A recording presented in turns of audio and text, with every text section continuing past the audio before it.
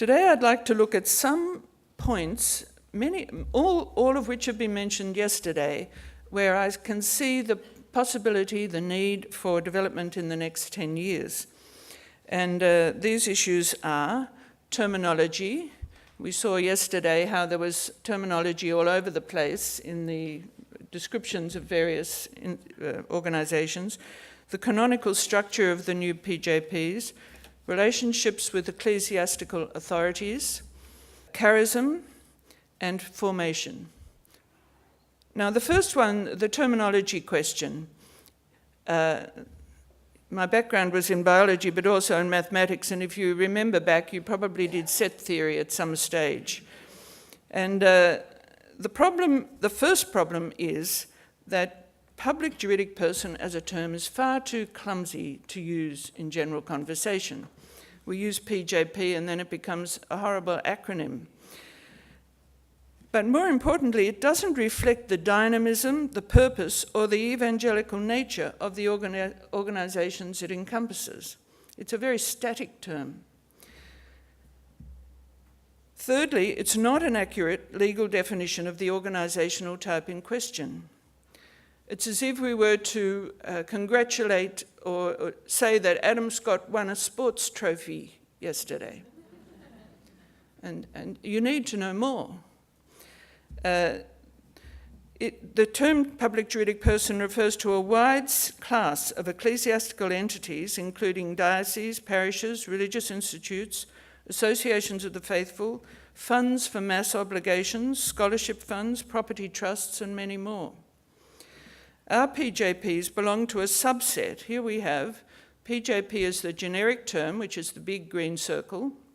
The subset of our PJPs is called the Autonomous Foundation. And there it is, the yellow square. And the subset of that is what I would call an apostolic PJP. It forms a very particular subset, and a more accurate descriptor for our PJPs might be something like a ministry trust or apostolic foundation. And I heard something like that being mentioned yesterday. So we have the possibility of something like a ministry trust is much closer to what we would use. The canons use the word apostolic rather than ministry. That's why I've used it here. This technical question might seem esoteric, but it's important because people can read about PJPs, and they have experience, many of them, particularly in the concept of a religious congregation, and they assume that everything that applies there applies to ours, and it doesn't. There's also a real tendency to confuse canonical terms with their civil law equivalents, and that is a problem too. Other terms used across the range of PJPs are also clumsy or misleading. In America particularly, we have the very unlovely term participating entity. In America, the term participating entity sometimes is used to refer to the different religious institutes, provinces, houses, dioceses, or other organizations which have amalgamated their works into a system and which retain reserved powers over the PJP.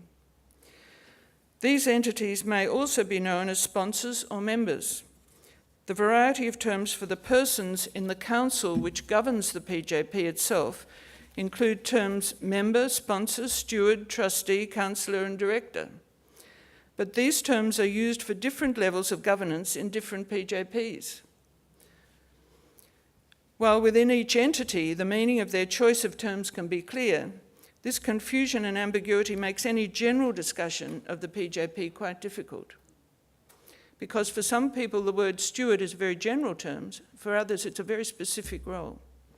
For instance, the Church to this date has not given detailed guidance on this matter, allowing practice to evolve.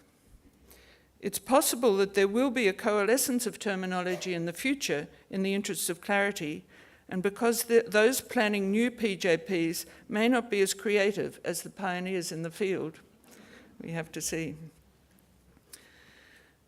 The canonical structure of the new PJPs. Now, I'm talking here about the canonical structure only. When religious institutes in the United States started aggregating their hospitals into large systems 40 years ago, they found little or no provision in canon law to support apostolic collaboration between existing institutes. Those of us who are religious know it was the exact opposite. We were definitely not collaborative. The autonomy of each institute was rigidly protected, and for pontifical right religious institutes, their autonomy from the diocese was also fiercely guarded. In the absence of legislation for collaboration, the experts turned to the device of the autonomous foundation, which is in Canon 1303, in the Book of Canon Law concerning property. This is a particular type of public juridic person which has traditionally been used for perpetual trusts to ensure that certain bequests to the church did not end up in general revenue, but were sequestered for the specific intentions of the donors. Canon 115, Part 3, refers to this particular type of public juridic person, autonomous foundation, and simply says it must be directed by a person or a council, and must be established as a public juridic person, and its statutes must be approved by the competent ecclesiastical authority. That's all it says. But the canons do not provide much further assistance, since the autonomous foundation was designed simply to ensure the proper investment and distribution of trust funds, not for the governance of large and complex apostolic works. Since apostolic PJPs are not religious institutes or public associations of the faithful, the familiar canonical rights and responsibilities of religious institutes and associations do not automatically apply. Neither are these pontifical public juridic persons simply perpetual trusts. They are probably something quite new in the church. When I say probably, we simply don't know if it's been used this way before, but over their short 22 years of existence, they have been very successful in achieving their initial aims of preserving, continuing, and developing the apostolic works of their founding religious institutes in the name of the church. Along the way, these aims have broadened, and the influence of these entities has increased greatly. Their enormous success has exposed the need for greater clarity and direction in the laws which govern them. Here we have the structure of governance of a public juridic person.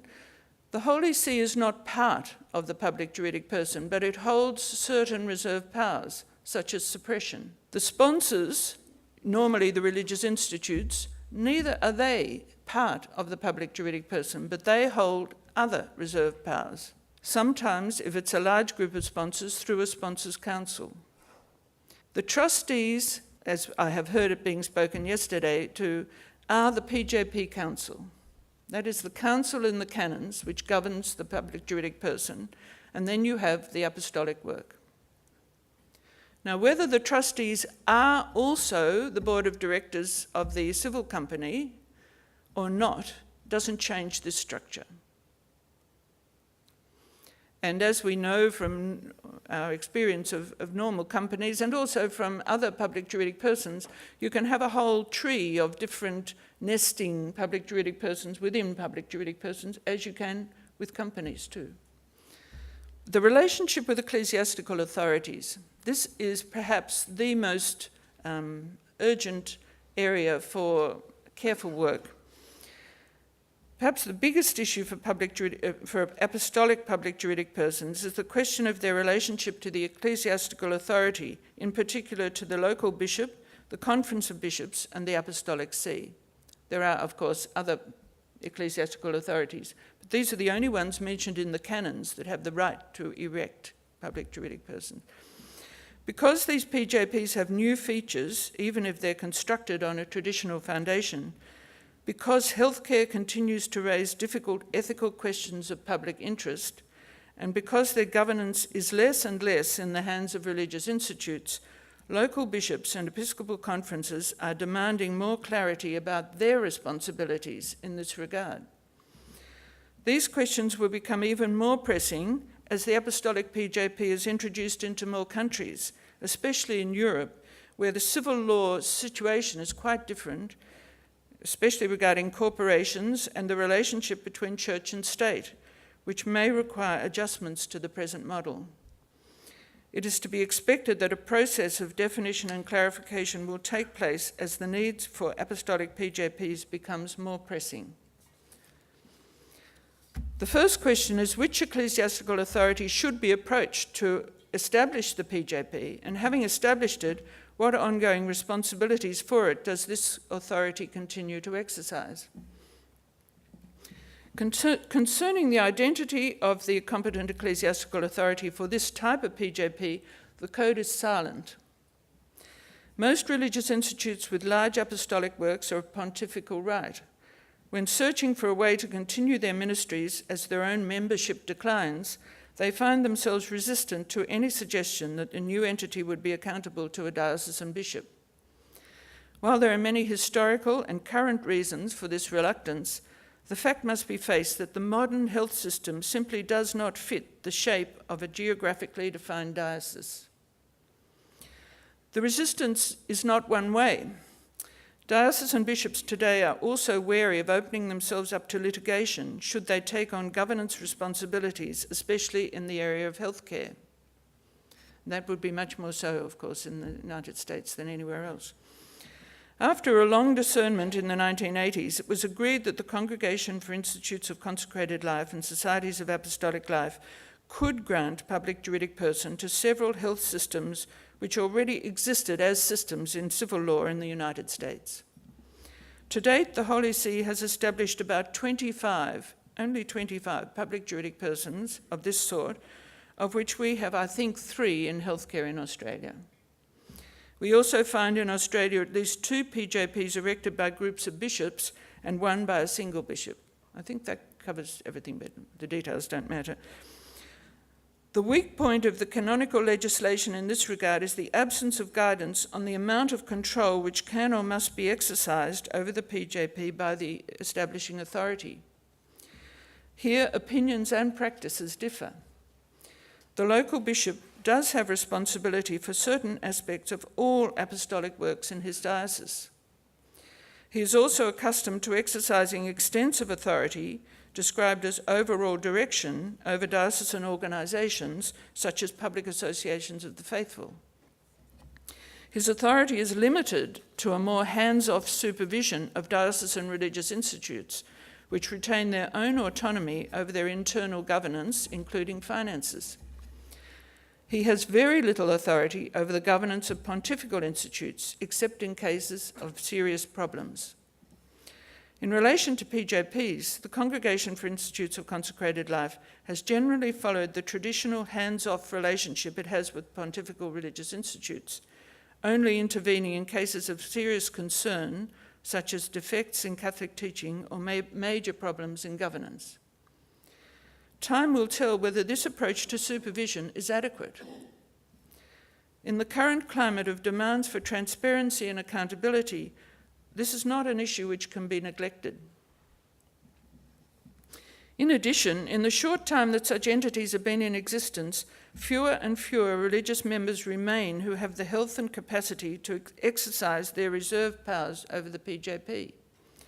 2 pontifical PJPs have successfully petitioned the Congregation for Institutes of Consecrated Life to change the statutes so that the PJP Council itself retains all the reserved powers with the exception of those held by the Holy See.